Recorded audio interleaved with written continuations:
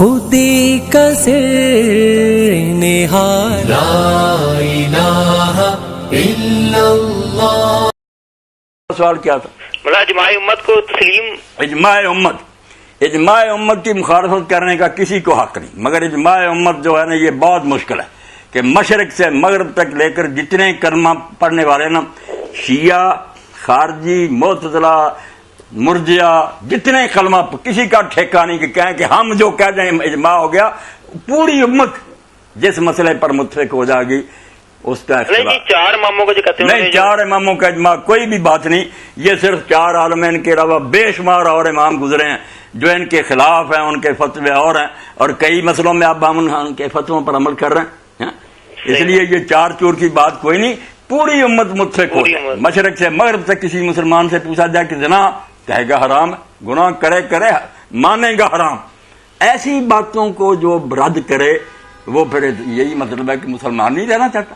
مسلمان اجماع امت، اس میں سے ایک آدمی بھی باہر ہوگا نا کلمہ گو، وہ امت کا اجماع نہیں ہوگا، اکثریت کہتی پھر.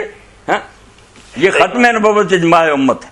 اس میں یہ صاف ہے کہ ایک مسلمان بھی نہیں تھا عالم جو کہتا، خود مرزا بھی نہیں تھا 20 سال کہتا تھا کہ جو حضور کے بعد کہہ کہ نیا لفظ وہی کا اترا ہے اور میں نبی ہوں وہ خارج از اسلام ہے، کافر ہے.